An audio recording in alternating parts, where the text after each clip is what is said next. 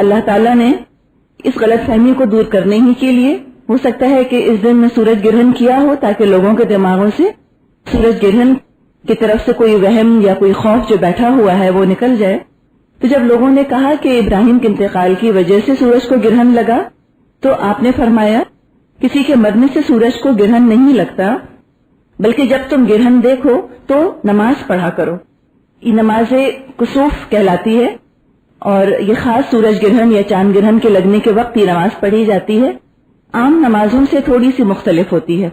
ایک تو یہ کہ طویل بہت ہوتی ہے، اس کا قیام بہت طویل ہوتا ہے، رکوع بھی طویل ہوتا ہے، اور ہر رکعت میں ایک کے بجائے 2 رکوع ہوتے ہیں. رکوع کرتے ہیں، پھر دوبارہ کھڑے ہو کر قیام کیا جاتا ہے، پھر رکوع کیا جاتا ہے، پھر کھڑے ہو کے قیام کرتے ہیں اور پھر سجدے میں جاتے ہیں. نارملی تو 1 رکوع اور 2 سجدے ہوتے ہیں، لیکن نماز کسوف مختلف ہوتی ہے اس لحاظ سے، اور طویل بھی کافی ہوتی ہے. نمازوں میں ہم دیکھتے ہیں، اچھا یہ نماز کسوفی کا واقعہ ہے جس میں کہ نبی اکرم صلی اللہ علیہ وسلم نے ایک دم آگے ہاتھ بڑھایا اور کچھ دیر کے بعد یوں بھی ہوا کہ پھر آپ ایک دم سے پیچھے ہٹے. اسی لیے ابھی ہم نے ذکر کیا ہے نا کہ طویل بہت ہوتی ہے وہ نماز، تو یہ دونوں ہی کیفیات آپ کی ہوئی. آپ نے ہاتھ بھی آگے بڑھایا اور آپ پیچھے بھی ہٹے. تو بعد میں صحابہ نے پوچھا کہ یہ آپ نے ایسا کیوں کیا؟ تو آپ نے فرمایا کہ میرے سامنے جنت لائی گئی تھی اور میں نے ہاتھ بڑھا کر سوچا کہ میں اس میں سے کچھ پھل توڑ لوں، اور اگر میں توڑ لیتا تو تم اس کو قیامت تک کھاتے رہتے. خلد ہے نا، ہمیشہ کے ہیں وہاں تو ہر چیز ہی. آپ نے فرمایا کہ میرے سامنے جہنم لائی گئی اور اس کی دہشت سے میں پھر ایک دم پیچھے ہٹ گیا. نماز استسقاء بھی پڑھی جاتی ہے جب بارش نہ ہو رہی ہو. روٹین میں آپ نے تہجد کے بارے میں فرمایا ہے کہ فرض نماز کے بعد سب سے افضل نماز تہجد کی ہے. حضرت عائشہ سے روایت ہے، آپ فجر کی سنتیں ملا کر 13 رکعت عشاء کے بعد پڑھا کرتے تھے. سورج طلوع ہونے کے بعد جب دن یعنی ذرا سا روشن ہو جاتا ہے، اس کے بارے میں ترمذی میں ایک حدیث قدسی ہے.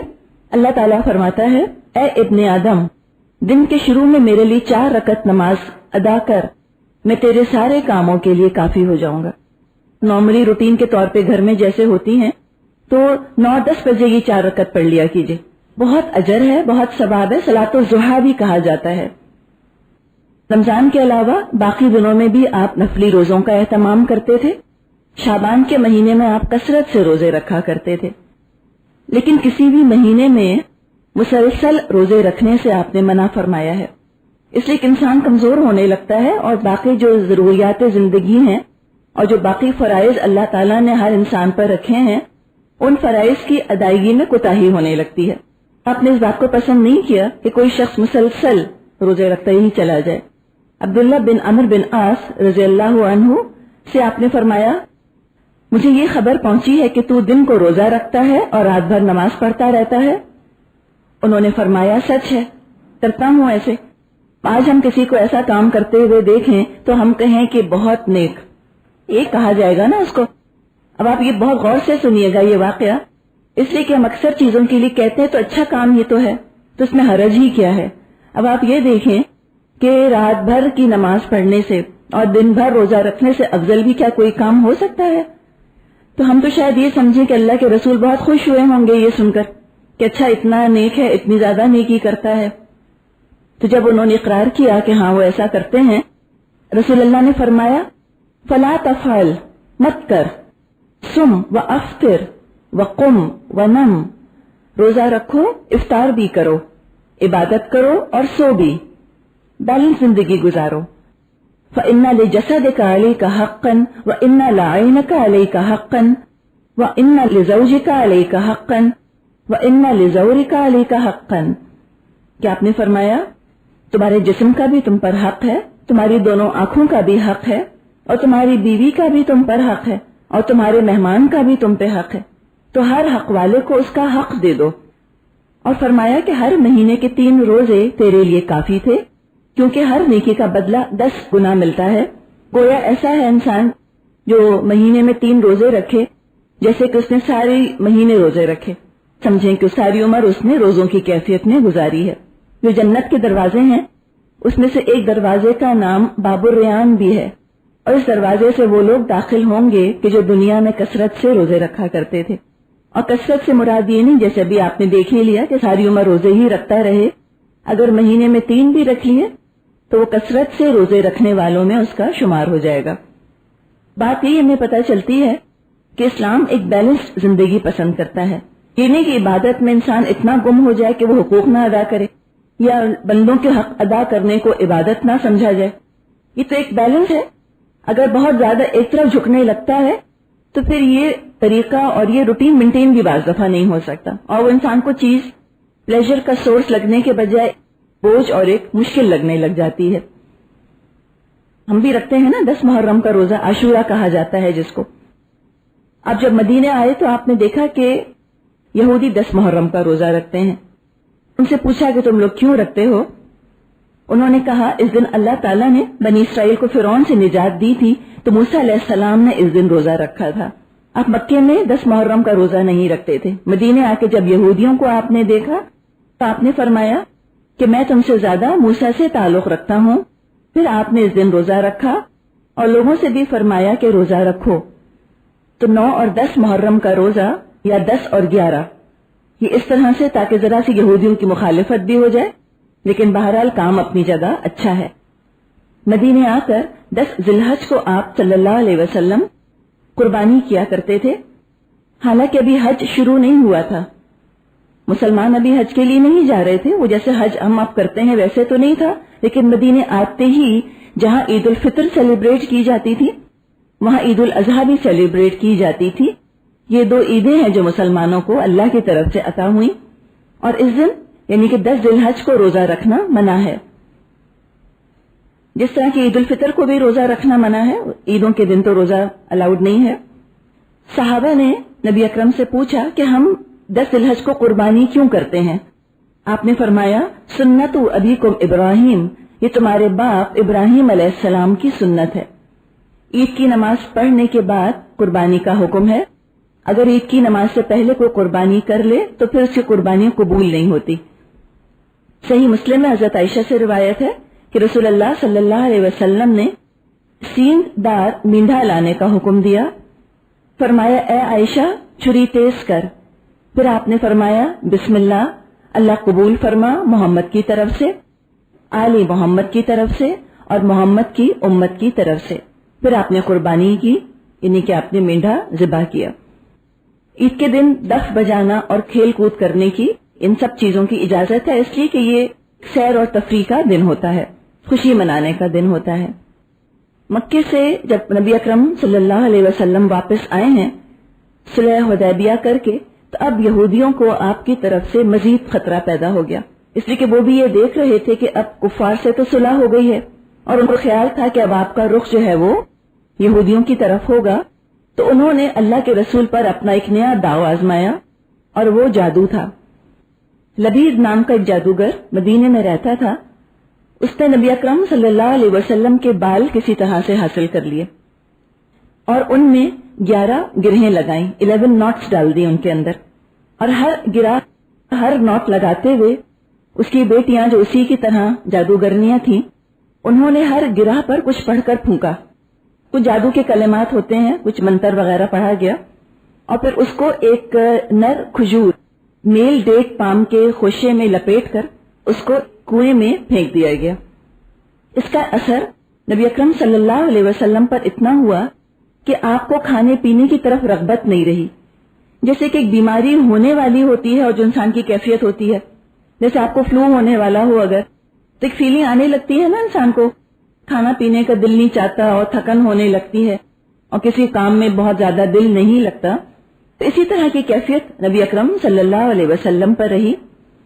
بعض کاموں کے بارے میں آپ کو خیال ہوتا تھا کہ میں نے یہ کام کر لیے، حالانکہ آپ نے نہیں کیے ہوتے تھے، تو یہ روزمرہ کی روٹین میں ہوا، جو عبادات والا کام تھا اس پر اثر نہیں پڑا، آپ کی روح متاثر نہیں ہوئی، آپ کا جسم متاثر ہوا تھا، جیسے کہ فزیکل بیماری میں انسان کا جسم متاثر ہوتا ہے، اور نبوت کا تعلق اور وحی کا تعلق تو روح کے ساتھ ہے۔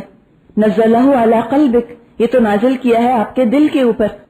کوئی نعوذ باللہ اسے یہ نہ سمجھے کہ جب یہ جادو کی کیفیت آپ پر طاری ہوئی تو آپ کے نبوت کے کام میں کوئی حرج ہونے لگ گیا، یا ایسا نہیں ہوا کہ نعوذ باللہ کوئی کلام آپ بول جاتے تھے اور سمجھتے تھے کہ میں نے قرآن پڑھ لیا ہے، یا کوئی نماز آپ کی چھوٹ جاتی ہو. نہیں، ان میں سے کوئی ایسے کام نہیں ہوئے. بس صرف یہ تھا کہ آپ کی بھوک کم ہو گئی تھی، آپ سمجھتے تھے میں فلاں جگہ گیا، حالانکہ آپ نہیں گئے ہوتے تھے.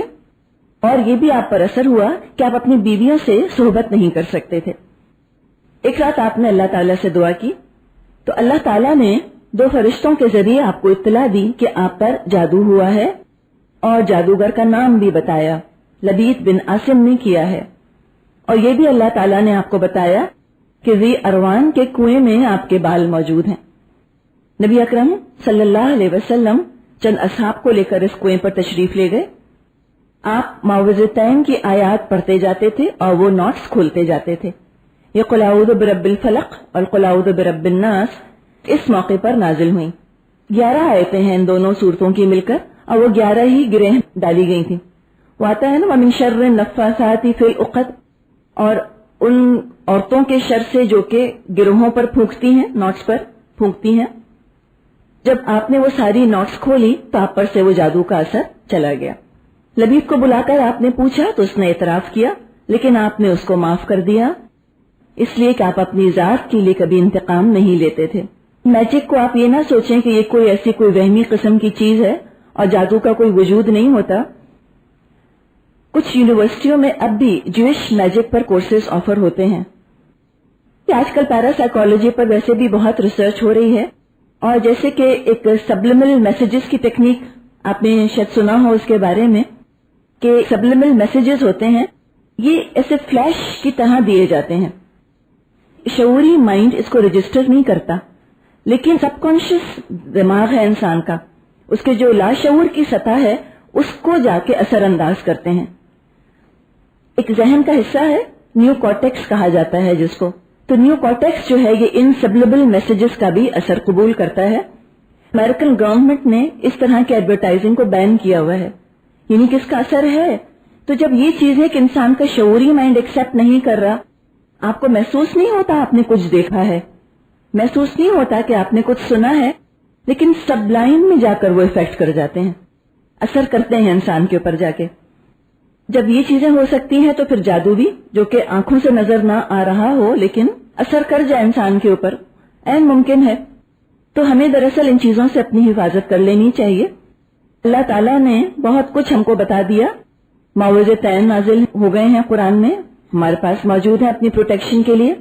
آیت الکرسی پڑھ لے انسان، صبح شام کی دعائیں اپنے اوپر پڑھ کے پھونک لیا کرے، اور گھر میں سورہ بقرہ کا پڑھنا جو ہے وہ رہنا چاہیے، کیونکہ اللہ کے رسول نے فرمایا کہ جس گھر میں سورہ بقرہ پڑھی جاتی ہے وہاں شیطان نہیں آ سکتے. اور یہ جادو وغیرہ یہ سارا دراصل شیطانی کام ہی ہوتا ہے. لیکن اس کے بارے میں بہت زیادہ پیرانوئڈ ہونے کی بھی ضرورت نہیں کہ ہر چیز کا انسان الزام اٹھا کر بس جادو ہی کو دے دے. اپنی حفاظت کریں، جیسے عام بیماریوں کے لیے اپنی حفاظت کی جاتی ہے، اسی طرح جادو بھی سمجھیں کہ ایک بیماری ہے، اس سے انسان کو اپنی حفاظت کر لینی چاہیے. جب قریش سے آپ کی محاذ آرائی کچھ عرصے کے لیے رک گئی صلح حدیبیہ کے ذریعے، اس کے بعد اللہ کے رسول نے خیبر کا رخ کیا. یہ خیبر کے یہودی ہی تھے کہ جو جنگ خندق میں مشرکوں کو اکسا کر لائے تھے، اور بنو قریظہ کو غداری پر بھی انہوں نے ہی آمادہ کیا تھا. خیبر کے یہودی بہت امیر تھے، اور اس غزوے میں بہت سارا مال غنیمت بھی ملنے کی امید تھی. اس لیے وہ منافقین جو عمرے کے سفر میں آپ کے ساتھ نہیں گئے تھے، وہ خیبر کے سفر میں آپ کے ساتھ چلنے کے لیے تیار ہو گئے. لیکن اللہ تعالیٰ کے حکم کے مطابق نبی اکرم صلی اللہ علیہ وسلم نے فرمایا کہ صرف وہی لوگ چل سکتے ہیں جنہوں نے حدیبیہ میں درخت کے نیچے بیعت رضوان کی تھی. یہ تعداد میں تقریباً 1400 لوگ تھے، 1400. خیبر کی حدود میں داخل ہو کر آپ نے فرمایا، کل جھنڈا میں اس شخص کو دوں گا جو اللہ اور اس کے رسول سے محبت کرتا ہے اور جسے اللہ اور اس کے رسول بھی محبت کرتے ہیں. جب صبح ہوئی تو سارے صحابہ امید میں تھے کہ دیکھیں اب جھنڈا کس کو ملتا ہے. آپ نے حضرت علی رضی اللہ تعالیٰ عنہ کو بلایا اور ان کے ہاتھ میں جھنڈا تھمایا.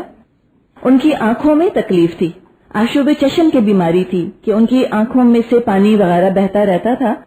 تو اللہ کے رسول نے اپنا لعاب، اپنا سلائیوا ان کی آنکھوں میں لگایا، جس کی وجہ سے ان کی آنکھیں ٹھیک ہو گئیں. خیبر کے یہودیوں کے سب سے بڑے سردار مرحب کو حضرت علی نے ہی قتل کیا. خیبر میں یہودیوں کے 8 قلعے تھے، ایک ایک کر کے وہ فتح ہوتے چلے گئے اور یہودیوں کو شکست ہوئی. والآخر دعوانا ان الحمد للہ رب العالمین.